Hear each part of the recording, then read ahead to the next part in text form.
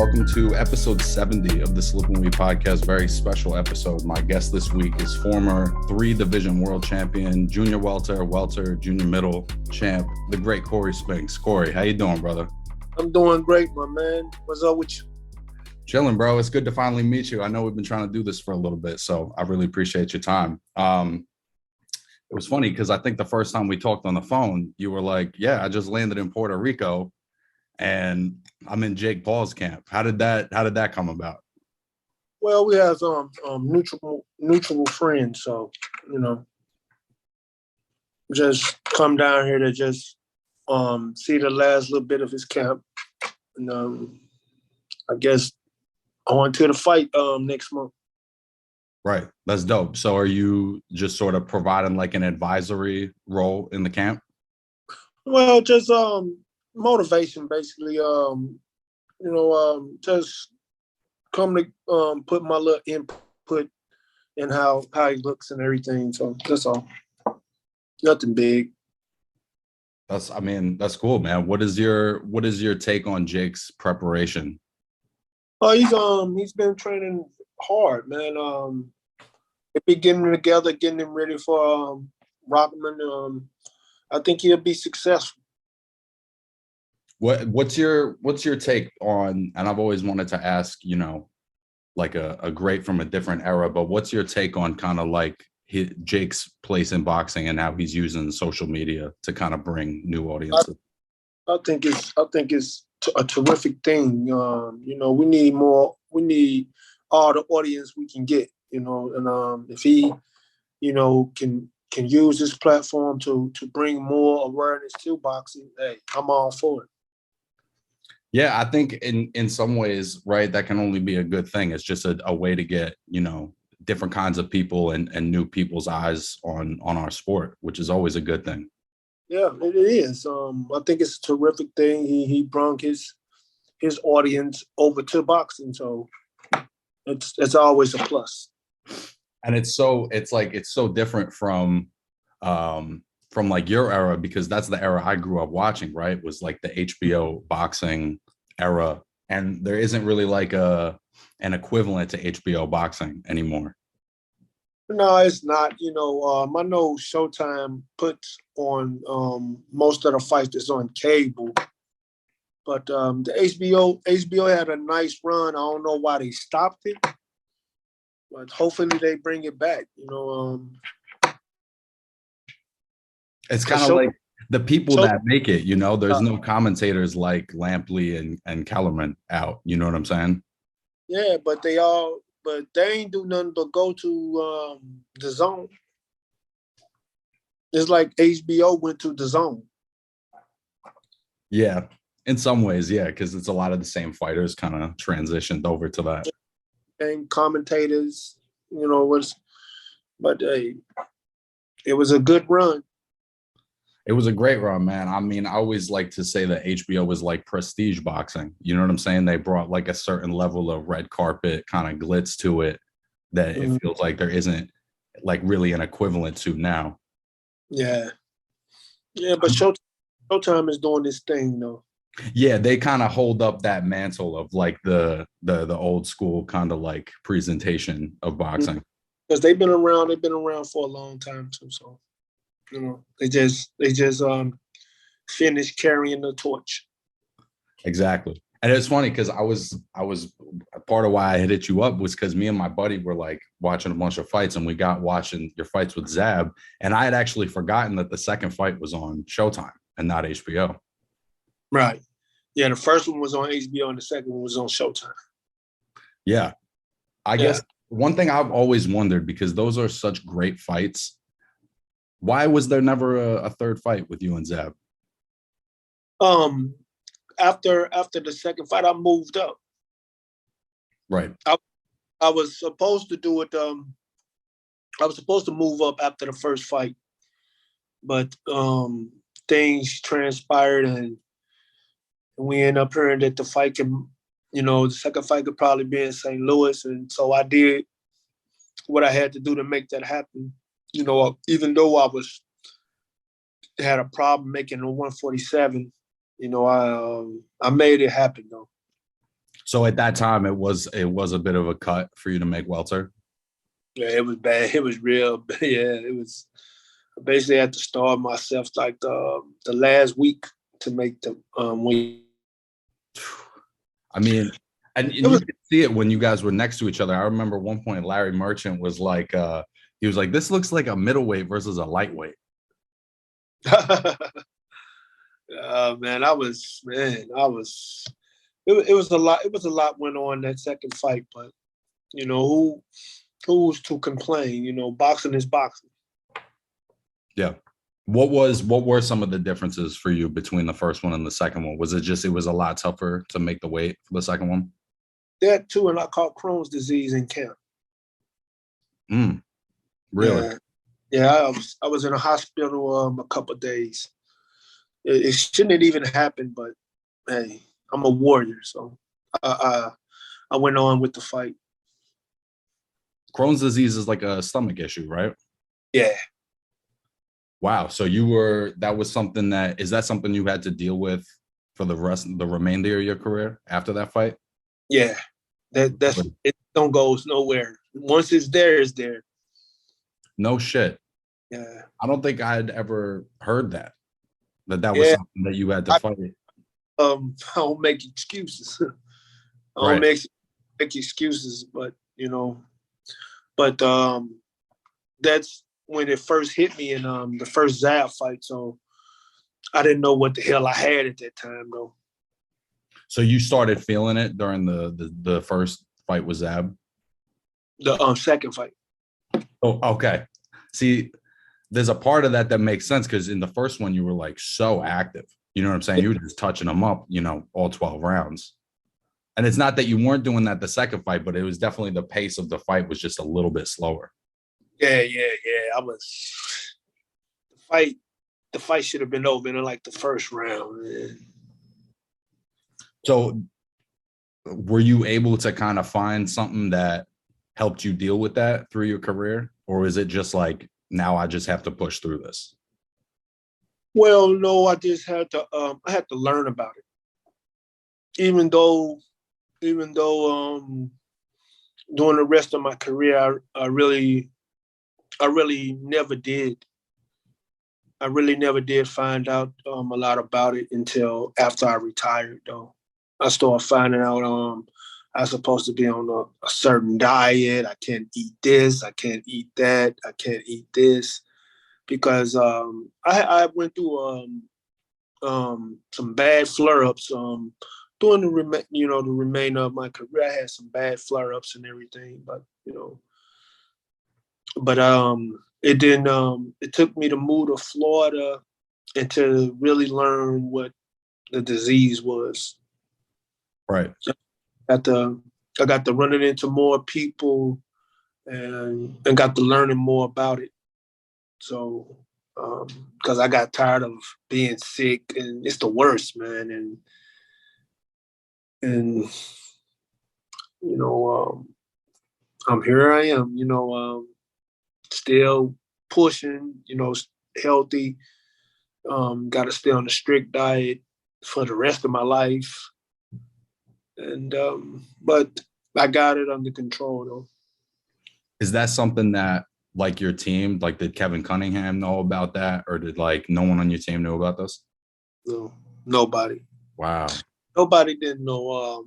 I didn't know until after that fight though. I didn't know until later after that fight on what I had because it had got real bad for me. And I think when I first detected, I laid on my couch for like almost like a month and a half without moving. Mm. I'm talking about I couldn't even take a bath. I couldn't do nothing. Like the only thing I could do was run to the restroom. Right. And I couldn't walk my dogs. I couldn't do nothing. Like I couldn't even fix myself nothing to eat. And one day I just got tired of it and called an ambulance. They took me to the hospital. They released me, takes me back home. As soon as they take me back home, I called them right back. And then they admitted me in the hospital, and then they did some tests, and then they found out I had Crohn's. Wow. Uh, That's really, it's like one of those things where I think a lot of people, don't understand. They only see fighters with at the finished product. They only see them when they get to the ring. You know what I'm saying? They don't see what's going on behind the scenes. There's always just so much context that none of us know about. yeah, I just didn't make no excuse. I went on with the remainders of my career, knowing I had it, but I didn't know much about it. I didn't know much about it. I was still fighting. I won like 2 more world titles with it, and after I retired, and then I started learning more about it, what I can eat, and things of that nature. But still learning, but learning the most part of it. I mean, that's crazy, bro. Because I was even thinking about it. Like, in my opinion, one of your most underrated fights is the fight with Jermaine Taylor. You know what I'm saying? I think a lot of people probably feel like you won. I remember at the time I thought you won, and you were already diagnosed with Crohn's disease in that fight against a big middleweight that could have been at light heavy if he wanted. Yeah, I was already diagnosed with it. Were there some fights where you felt better than others, or was it always just a grind? No, it was a grind, but um, it doesn't bother you like that until like if you have a flare up or you eat the wrong thing. You eat the wrong thing to make it flare up and everything. But the only real fight that I had a problem with it is the Zab because I didn't know what I was dealing with. Even though I was still had some symptoms, I knew something was wrong. I just still went on with the career, and I still had some success at the remaining of my career. But after my retired, that's when I had a couple more flare ups. Man, I got tired of that. And I got to doing research and start learning about things on what it. Because a lot of people just get the operation to get like half of their stomach took out. I ain't want to do that, man. So I just want to watch what I eat and you know and keep living life. Right. I mean, yeah, that's a wild story, bro. That's a wild, and it also reminds me like when Tiafimo fought Cambosis. I can't pronounce the name of the ailment he had, but he was having some kind of problem with his lung going into that fight, and nobody knew. Yeah. I don't know. I ain't know because it really. I don't know. Hope he ain't just make no excuse. You know. Because it can't be an excuse. Because anything with your lungs, man, that's really really really serious. Yeah, man. And there was like I had read at one point there was a doctor that said, I mean, but he potentially could have died during that fight. Right. If that was the case, Yeah. that was the case, yeah, man. Your lungs is a delicate thing, So, mm-hmm. Yeah. But I know that stuff did, even my last world title, I had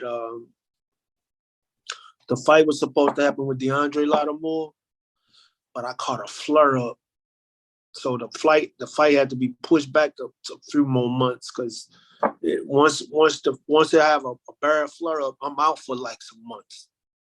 Really? Yeah, because the healing process is worse than when you're sick. Right. It's worse than sick because it allows you not to eat anything, so you lose nutrients and all the vitamins in your muscle stuff, and you lose weight because you're not eating. So when you start back to eat slowly, your nutrients and all that stuff start to go back in your muscles, and your muscles get knots, and them knots ache and they You get hurt. cramps? Oh man! And you have to take a pain med to go to sleep to get some comfort and you got to constantly take them things. Like you can't, and that's the only way you can get better, man. Is to, cause soon as you feel that pain in your stomach, you got to go to the restroom. I'm talking about like you going to the restroom every couple minutes. Right. Even, and you ain't got nothing in you. So what you having a bowel movement with is just, it's crazy, man. It was ridiculous. It's ridiculous.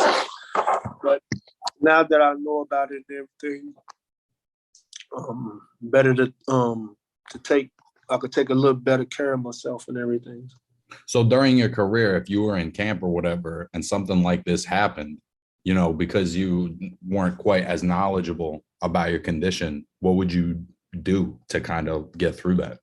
Done. And like you can't do nothing but like try to take the medicines and all that, and hoping to reconstruct your stomach to being more stronger. Because if I have a flare up, I have to take a steroid for my stomach to make it stronger to digest my food and stuff. Right. Like with the Lattimore fight, it had me out for like damn half the year. Damn. And you won that fight, right? Yeah. I mean, bro, that's fucking insane. Yeah. They end up having to push it back. So, and or started to gain my strength back and everything. So, I started camping. I did what I had to do in camp, but you know, when I got to the fight, my legs weren't there, so I had to adjust. I had to take him on the inside, you know, and just show people I could fight on the inside too. So it worked out for me. Did you find ever that there was like less issues with it once you weren't cutting down to welter? Nah, it don't matter.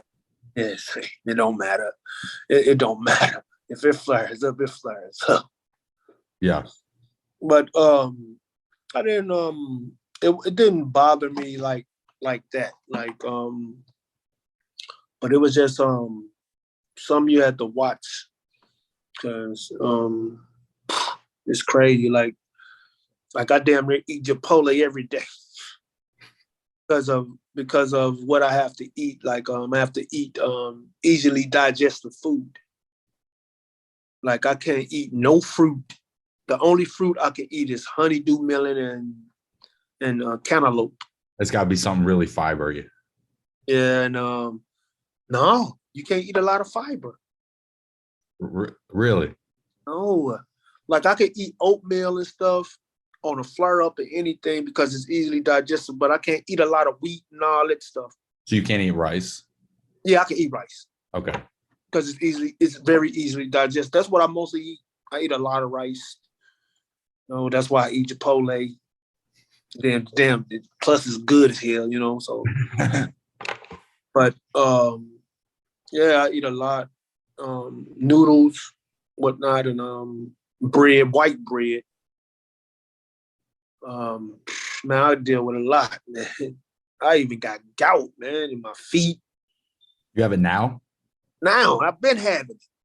Gout, bro. I haven't. That's an old school disease. Hey, man, I've been had it, man. I'm like, that shit, bro.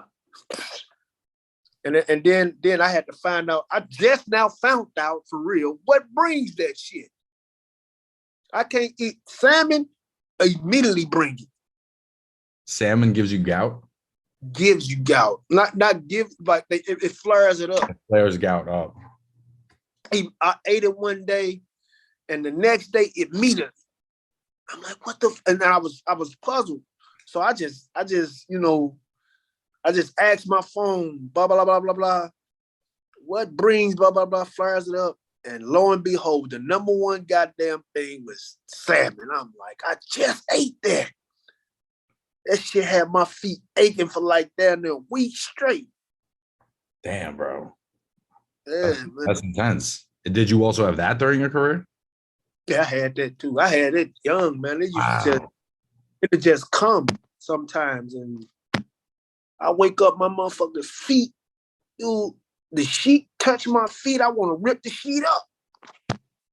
it'd be that bad. But I still try to function with it as normal, man. Yeah. They say don't wear shoes. I used to squeeze my feet in shoes still, man. It's just a tough cookie, man. Yeah, I mean, how does that work as far as, you became like a world-class elite athlete with all of these ailments, you know what I'm saying? A lot of people, the vast majority of people would not be able to do that.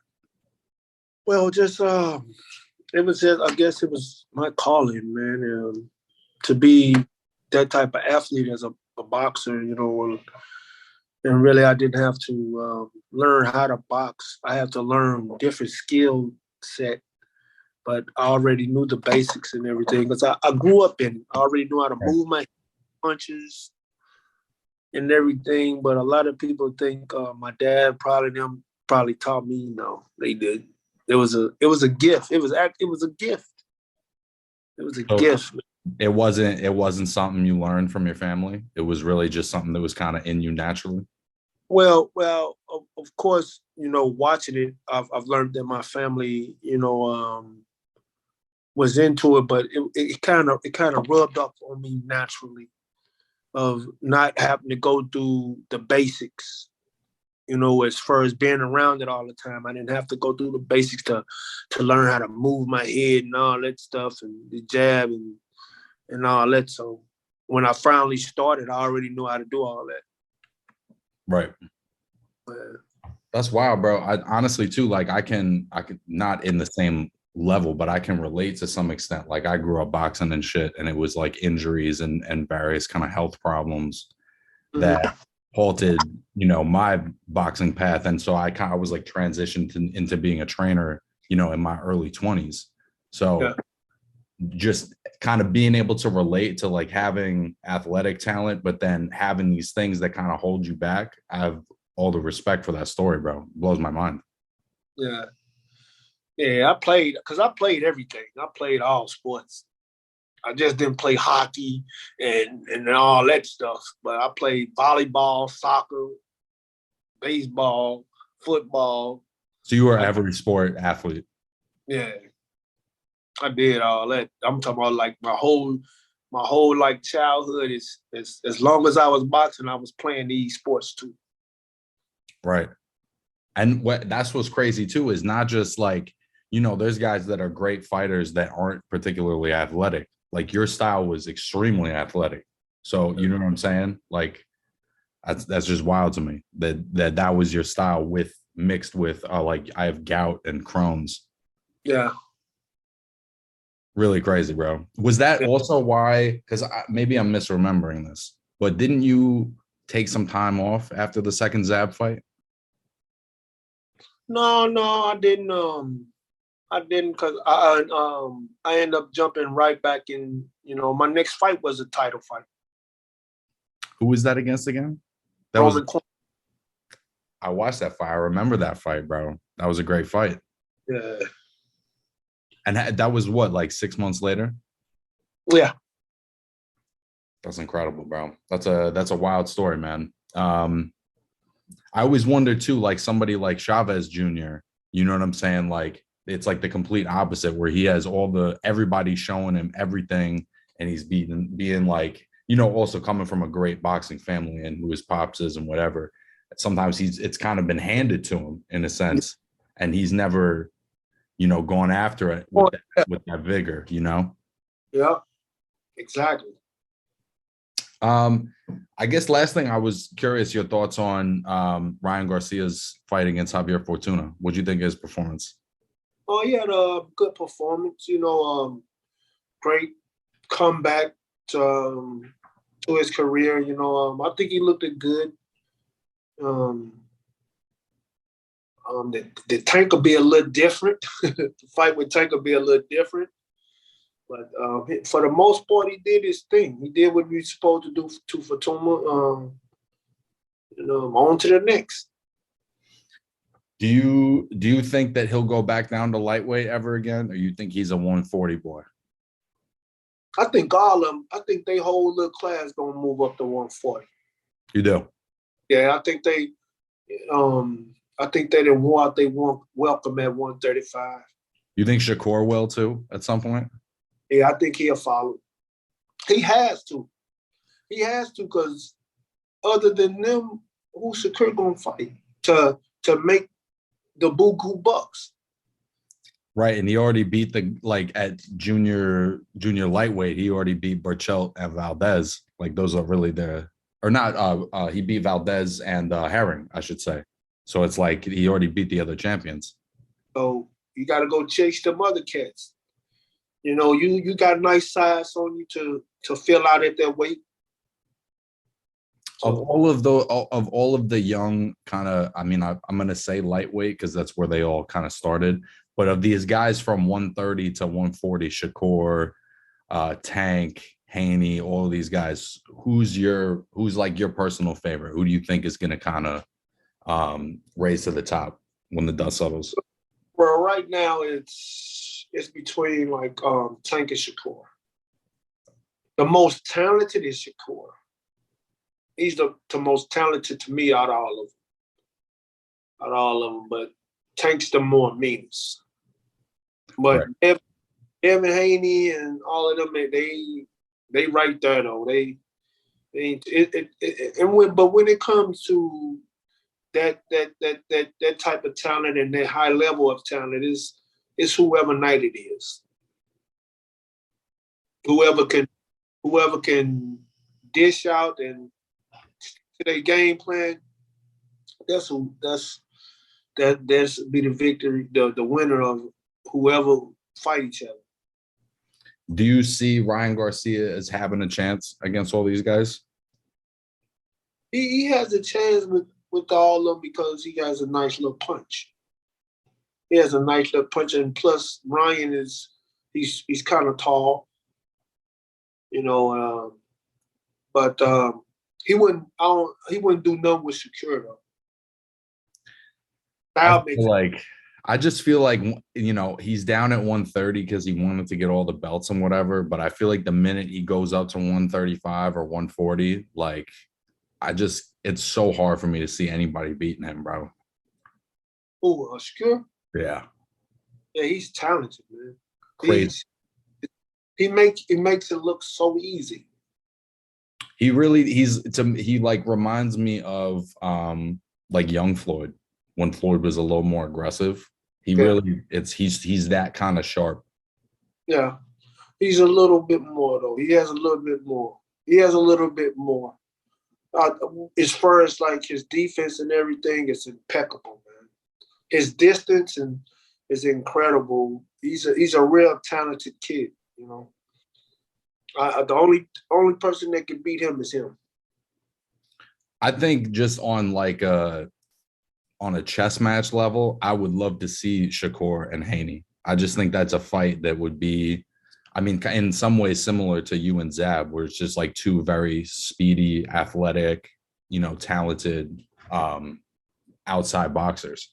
Yeah, because Haney has, you know, is basically, you know, he grew in boxing too, you know, as turned pro very young, you know, and he handling his business now. I think he'll beat Kambosos again and continue on with his career. And hopefully we see these guys fight in the near future.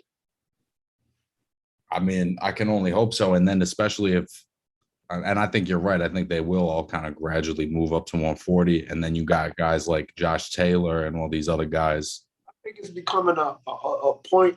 I mean, a point of a period in boxing. Like they have to. You have to keep that tradition going as far as like the best fight the best. You know. Especially at they weight class, because they weight class don't get a lot of shine. Yeah. They hot right now, so the best time for them is now.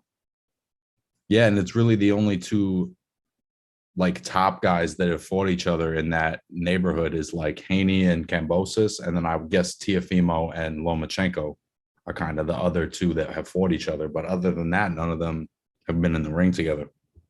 Yeah. Well, securing the guy he just beat, Valdez.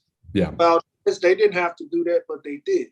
Yep. And I take my head off to Valdez, because Valdez, no, that motherfucker was tough. And he still did it. And you remember Valdez's fight with Burchell. He looked like the master boxer in that fight. And then against Shakur, it was like levels. He couldn't touch him. He made it look so easy. Yeah, the effortlessness that Shakur does it with, that's really the thing for me, where it's just like, I just don't see how anybody's going to be able to crack that. Oh, man, it's going to be tough because he's a very talented. It's, man, they got a weight class that's loaded, man. I mean, and I think it's one of the things that like fans get frustrated about is that a lot of times it's not that there's no good fights that get made, but it's not like constantly we're getting the best fights available. And I think the fans all know that. And in eras past, like you guys in some ways had to fight each other. I guess last thing I'll ask you was were there any fights for you that didn't get made that you wish had gotten made? The Floyd fight. Of course, yeah. After I beat Zab the first fight. Was that on the table? Yeah, we was, after the after fight press conference, Floyd was up on the podium. I don't know why, but we ended up getting in each other's face and trying to set it up, afterwards. And I bumped into him a couple of times. We tried to set it up, and I flew to New York and signed the contract. And we were just waiting on him to sign the contract and send it back, but it never happened. Do you have any idea why? I don't know how. No idea. I heard someone got in his ear and said you can make the same amount of money but fight a less riskier fight. And at that point, you were still a welterweight, right? So you weren't asking him to come to 154. I was gonna do what I had to do to make that 47. I wanted that fight, but it is what it is. So I moved on. Yeah, I mean that would have been a great fight, bro. It really would have. Yeah, I wanted it, man. I wanted it bad too. Do you feel like in that the context of that moment, whatever it was 2003, 2004, do you feel like you could have beaten him? I was going to beat him. I was going to beat him, man, because I have the same natural ability, and plus I'm a southpaw. I'm a skillful southpaw. I can fight any way. I threw a lot of punches, and I wasn't dumb to come into your wheelhouse for you to even do the show and the role and all that stuff. I wasn't for to stay there for all that. So I would have loved to show people how to break that code. Right. Make him think, constantly thinks, that he can't hit me neither. So it'd have been a chess match though, but I take my hat off to Floyd, man. Floyd is a talented motherfucker, man. So you can't take for what he did, man. I take my he had the greatest career of our era. He was the most successful in our era, so you have to respect that. What did you think of his fight with Zab? Or it was like it looked like Zab's speed and everything in the early part of the fight was definitely giving him problems, but then Floyd, whatever, round 5 or 6, just kind of took off. If Zab would have kept up the same thing, he could have came out victorious, but something happened. Like something happened, and he started breaking Zab down. Like he normally does everybody else. See, everybody comes in to try to kill him because of who he is. Mm. I wouldn't have did that. I'd have just stayed cool, calm, collect, and let everything come to me. Right. And treat him like any other fighter. Right. And I remember there was some interview with some fighter I saw, but it's like when you get in the ring with him, you're so ready to like get something. And then he's so hard to hit that when you start missing and whatever, then it just makes you swing harder. You know what I See, that's, mean? see, that's the thing. You also have to make him miss. You have to make him think also. And he's never fought a pure boxer. Zab is not a pure boxer. No. It's that his nature is a little bit more of a swinger. Yeah. And I would have loved to just, test out our skills against each other. That's all. It would have been great to watch, bro. What having gone through all of those things in your career, what was like the reason or the moment for you where it was like it's time to wrap it up? I had problems. I ended up with a detached retina. Mm. Like my last fight I fought with a detached retina and a torn ACL.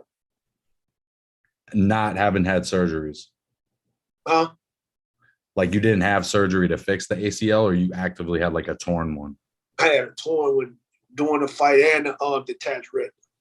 I couldn't see out of one eye. Wow. Yeah, I was blind in one eye, man. But I couldn't move. I fought a Mexican too. I lasted the whole fight, but after that, I had pain in places that he can possibly hit me in. Now I'm done. And then plus I wanted to retire before I turned 35 though. Well, I mean, that's a great accomplishment too, man, to be able to get out when you're still young and kind of like still have something left in the tank. Like the way Andre said, where he's like, why can't I just have one more? Right. You know what I mean? Like, cause I could come back and fight easy. You I could look come like you could fucking get in the ring right now, bro. I could come back and fight easy. Like I still have my speed and everything. I probably have to get more sharper and get my reflexes already back. But I could come back and fight now, but You still get that itch at all or not?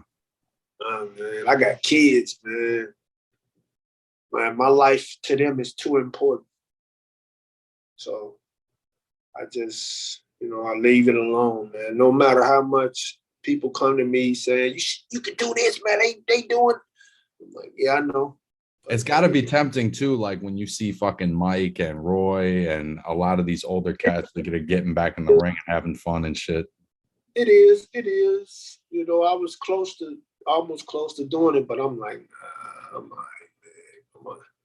I'm gonna chill because the preparation for all of that is the training is tough. Like Andre Ward said, the training is basically worse than the fight. The fight is just more brutal. Right. Training is gruesome, man. Like, you gotta get yourself beat up, for your body to be hard as a rock and everything for it to fight, and then after the fight, you sore as hell. Yeah. Hell, man. I'm talking about unbearable. The pain after them fights, man. Oh my God. Right. Even a fight that you like do well in and win every round, you probably could do. You still like that. Yeah. You still like, oh my God, bro. Everywhere is sore. I'm talking about everywhere. Almost down toenails is sore. Right. I remember after like when Pacquiao fought Margarito and he just kicked the shit out of him. But then they were like in the press conference after, and Pacquiao had broken ribs. You know what I'm saying? But he had dominated every second of the fight. Yeah. It's like after you wanna see how much a boxer be in pain, catch him the day after the fight that morning. Like, because when we go to camp, we can't have sex and nothing like that. So after the fight, if you got your girl or whatever, you'll get intimate with her after the fight or whatever. But that next morning, if she touch you that next morning, you'll bite her fucking face off. Yeah, bro, that's crazy. Man, so I'm talking about Like after that, me and my wife used to get home. Soon as we get home, that day we get home from the fight, we book a flight right to Miami or something. Go lay down on the beach, cut my phone off for like a week so I can heal. I ain't getting none because I can't. And just chill. And then by the time that week out, you come back, the soreness a little bit, just a tad bit, but you can function and everything. Yeah. It's a good thing they don't do fucking the post-fight presser day after then. Telling you, bro. We probably wouldn't make it to the poli. Right, and the adrenaline's already like that's always amazed me too that you guys do like interviews right after. That blows my fucking mind. Well, right after, like you talking about like a day after or the same day? I'm talking about you just got into a fight and Larry Merchant or Jim Gray is like, hey, Cory, fucking. Hasn't set in yet. It hasn't set in yet. It don't set in until the next morning. Yeah. And your body then laid down and rest and everything, and you wake up, you're like, oh, fuck. Like, and then you be having to carry them bags that you had in camp that you done brung to the week, to the city that you got to fight at. You done brung them, all them bags there because you came straight from camp. Now you got to carry them motherfuckers to the airport the next morning. Oh my God, man, listen. I'm telling you. Man, I used to have my and then I was a mover a little bit, man. Like the bottom of my feet, my whole feet used to be blistered up, man. Both of them, man. You like the shit we go through, man. It's really wild, bro. It's anybody that watches boxing and doesn't understand that grind, like it's really intense. Yeah. And even just me, somebody that's just been in the ring and sparred and I've been hit a little bit, like just to know as you guys go through a little bit makes it that much more mind blowing. Yeah. It's people don't understand it's really a skill. And people, if people still thinking boxing fake, they stupid. You can't fake boxing. And that shit, because people, recently, multiple people had lost their lives. So, yeah, it's serious shit, bro. yeah. Well, I really appreciate your time, champ. I don't want to take too much. Is there anyone you want to shout out before we wrap it up? Well, I just want to, shout out to my hometown, St. Louis, and the rest of the boxing world. It's been a pleasure of, being a champ for the boxing world and staying in tune with my sport. I love boxing, and I always will. And shout out to all the champs out there. Shout out to the future champs out there. And I also want to congratulate my boy that just won on ESPN, Stephen Shaw. Had a big win. That kid came up under me. Like I remember back in the amateur days, I used to slap box with that kid when he was a little bitty boy, man. And all of a sudden, boom, this dude, he's a heavyweight. But he had I'm real proud of him. It's a lot of people out there that's still doing it, and just keep striving and keep your eyes on the prize, and y'all will succeed. That's awesome, champ. Hopefully we can do this again sometime. It was really great to meet you. It's been an honor, bro. Thank you. No problem, my dude. I appreciate your time, champ.